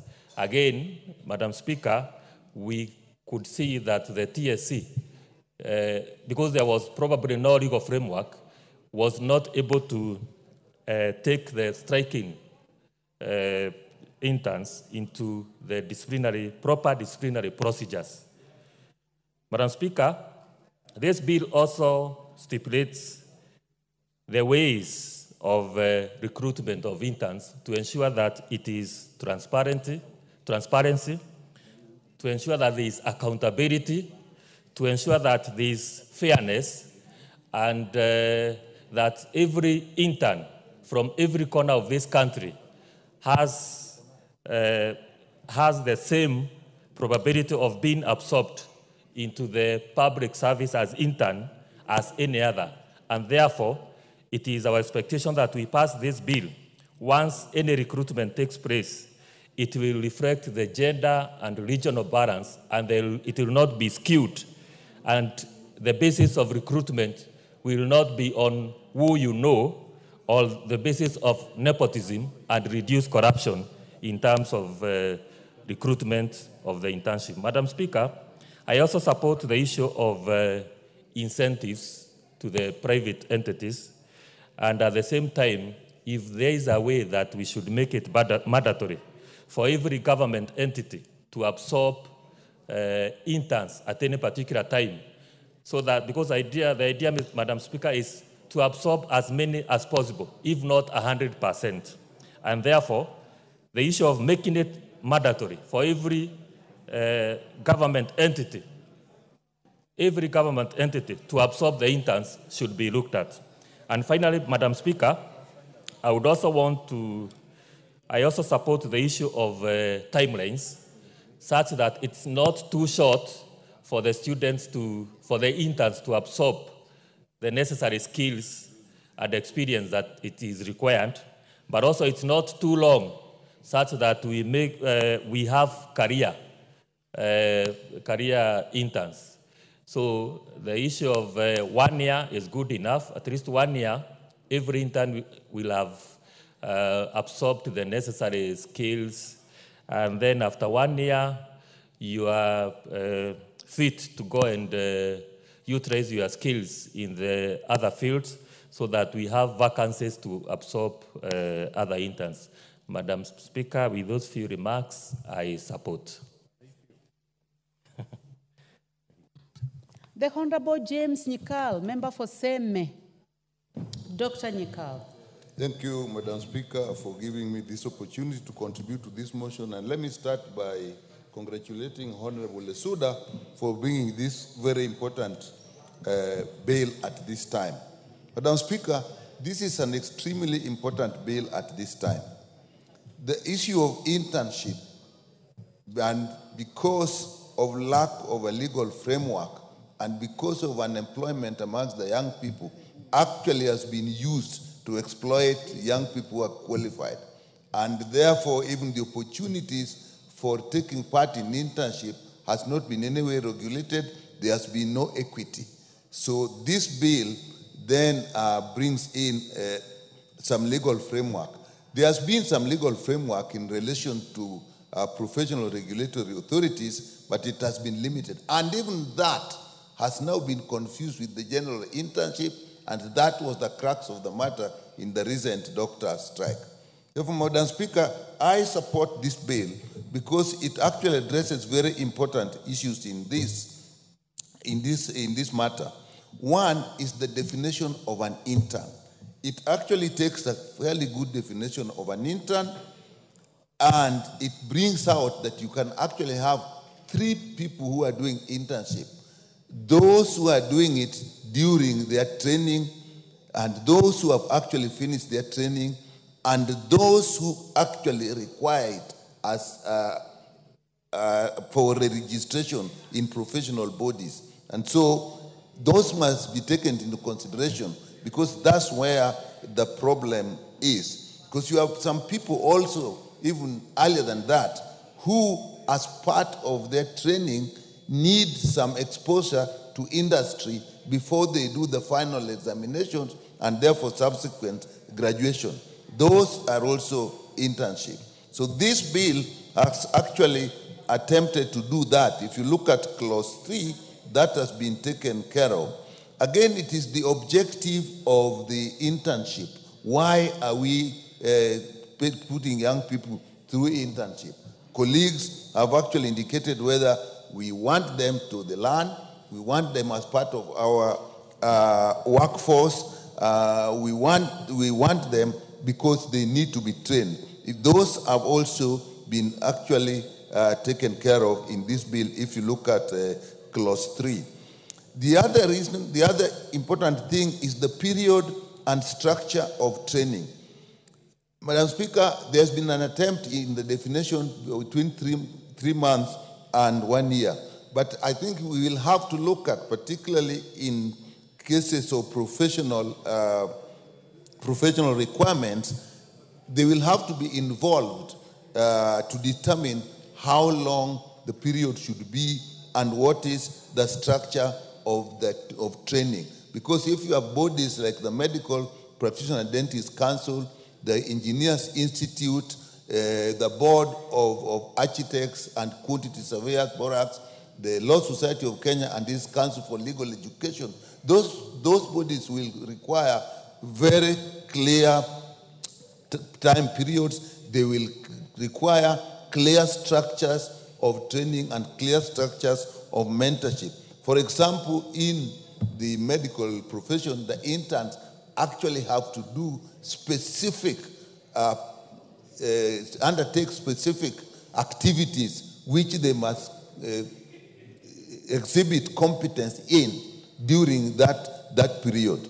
I think even in engineering, I think that is required so that you actually have structured ways, you have logbooks that are actually in place that they have to fill to show that they have actually undertaken that. And therefore, the other issue that has come is the relationship that is important is the relationship of the internship, of interns during this period. Madam Speaker, this is extremely important, and this is what actually led to a lot of exploitation.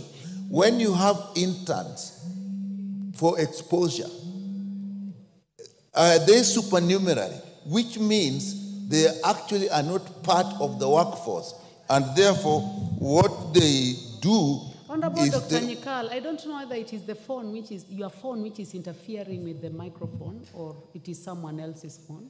Maybe it's okay. So, Madam Speaker, the responsibility of an intern, the assignment that they are given during the period, are they supernumerary, which means there are people who are actually doing the job and the intern is tagging along with them so that they get the exposure, or the intern is actually in a schedule of work in the roster so that what they do is actually part of the work and part of the schedule for the day's work and part of the load that the institution does on daily basis. If that is the case, then you will realize that is extremely different category.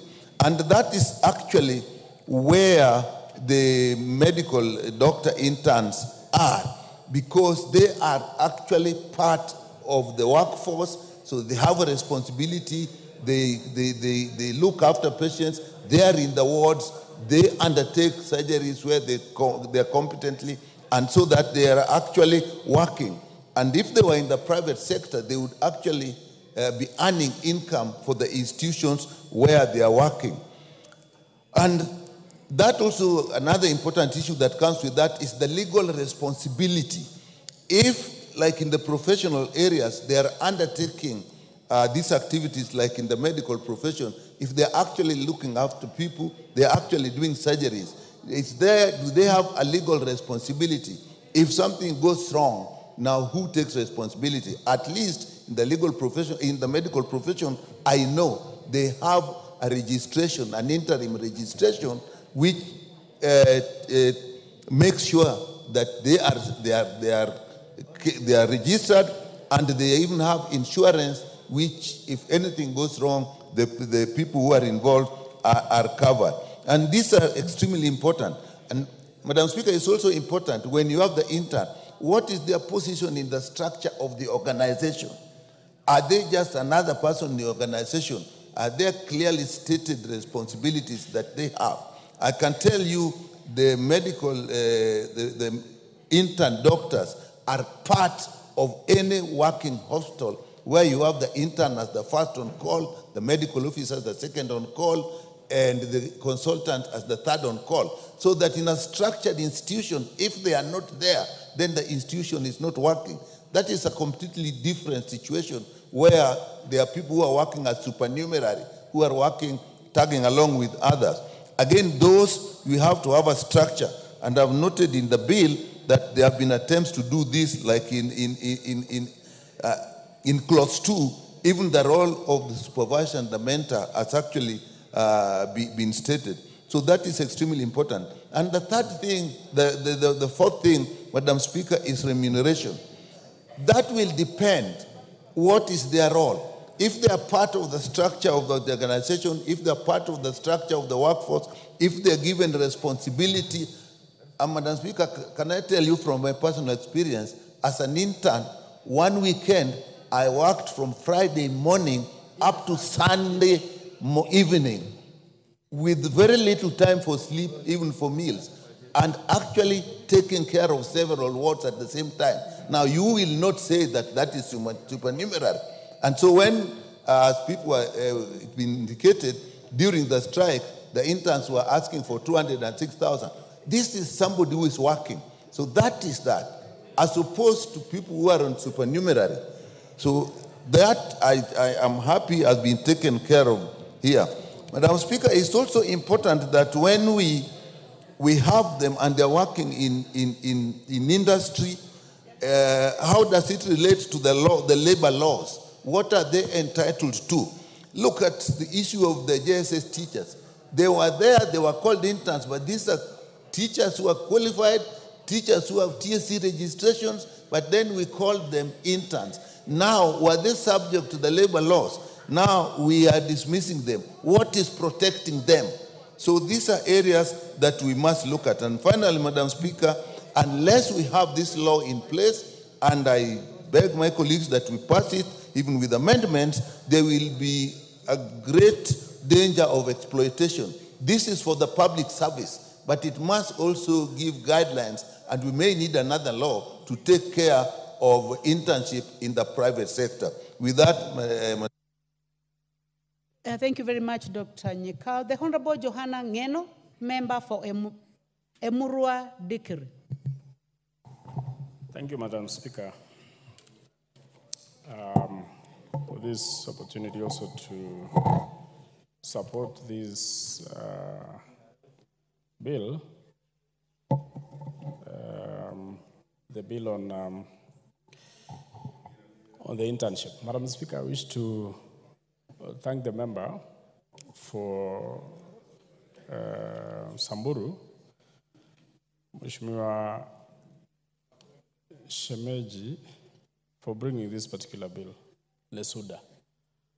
Congratulations for remembering those young people outside there who are suffering and trying to find their way to the economy of this country. Madam Speaker, before I raise some few issues which I think are very pertinent on this particular bill, Madam Speaker, I wish to condemn also the action by the TSC and the authority concerned on the interns, on the teachers who are working as interns in this republic, and maybe the conditions they were serving under were not favorable to them. And instead of the authorities concerned looking into those matters, listening to them, they decided to arbitrarily dismiss them without cause. Madam Speaker, these are Kenyans, these are young people, very young people who are growing in a society. They are struggling people. And therefore, I wish to condemn and wish to ask them to reverse that situation. I know the Committee on Education have summoned those particular individuals who are concerned to come and answer some few questions. But I think the most immediate action that should be taken by the committee is to ensure that the arbitrary dismissal of those interns is reversed without condition. Madam Speaker, many of us who at one point or another finished our colleges, universities, were also involved in this exercise of internship. And we all understand the conditions, we all understand the turmoils, and of course, we also understand the challenges that go with it. And therefore, when we see authorities exploiting our youth arbitrarily, whether it is a private sector, whether it is the government agencies, Madam Speaker, we won't allow because it is wrong and it is illegal. And this one also goes to several other agencies, Madam Speaker, not only TSC. Of course, it is not only on this issue of interns. TSC has always been interdicting many teachers without reason. There was a time I even went there myself to actually question the reason why a certain teacher who was falsely accused, and that case went to court, and the court dismissed that case. But the teacher was never reinstated, Madam Speaker. I don't know what rules, what inhuman rules the TSC are using in dismissing their teachers and interdicting some of them. In fact, that teacher was completely dismissed, not even interdicted. So, Madam Speaker, it is not only TSC, even the police, even the KDF, the mode, the method they are using to arbitrarily dismiss the officers who are working in those particular areas is actually uncalled for. And I think it is high time we look and relook into the rules that surrounds the dismissal and the interdiction of employees in this country. There are labor laws in this country which govern each and every employee or even those interns. But Madam Speaker, I think, and I wish the Labor Committee to relook into the labor laws so that people should not be dismissed arbitrarily. People should, in fact, any dismissal should be given, any person who is to be dismissed should be given a fair hearing, both by the department or the agency that is trying to dismiss, and also even up to the level of the courts. Because sometimes the agencies become partisan. The agencies sometimes also become, they behave in a very unruly way. So sometimes people should be allowed to seek further appeal, seek further assistance outside the areas where they serve, so that if it is a police, it should not be a closed case that the police have dismissed a person or KDF has dismissed a person based on their own judgments. They should be allowed to appeal to other avenues or find other avenues where they can be listened to. Madam Speaker, I therefore wish to support this particular bill. Madam Speaker, internship, like most of the members have said, is a very vital part in most of the people who, or unemployed people, youth who just finished maybe universities or colleges. And like what my colleagues have said, when an intern is employed or put in that particular position, they serve, they teach, they work like any other person. And therefore, number one priority should be what kind of payment or what kind of stipend that intern is paid. So that these people are being, and especially, Madam Speaker, these people are being overworked. When you go to schools, they're given a lot of subjects, they're given a lot of students to teach, they're given a lot of lessons to teach, Madam Speaker. Unlike even those ones who have been permanently employed. Therefore, the kind of stipend these particular interns receive must be in tandem with the kind of work they are normally, and the rules should be that it should not be the decision of the body, the agency that is employing these interns, or that is actually recruiting the interns, that determines majorly it should be also under the SRC, the stipends or the kind of amount of money to be paid to the interns should also be determined by SRC, Madam Speaker, so that people will not take advantage of these interns, because mostly these are very vulnerable people, and sometimes they are not able, they don't have the capacity to negotiate, and therefore this one also should be determined by the SRC. Madam Speaker, I also believe that an intern is a very qualified person to be employed.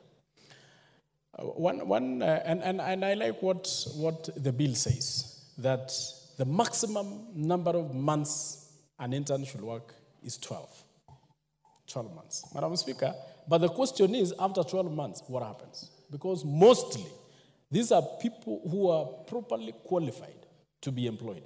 And Madam Speaker, my main worry is that most of these interns, once they complete the number of months which they are supposed to be working as interns, they go home.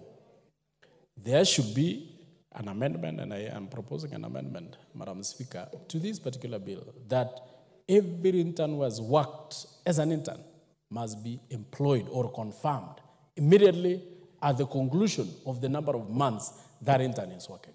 Because why, Madam Speaker? If we need interns, for example, in the TSE, if we think we need interns like we did in the previous time, we employed over 36,000 or 30,000 interns. That means there is a shortage of teachers. So if you are going to be using the interns for only 12 months and you dismiss them, what does that tell you? What are you going to do to the positions that were vacant before you bring in the interns? That therefore, Madam Speaker, and not only on on TSC or any other area where there are interns, it means there is a shortage of employment.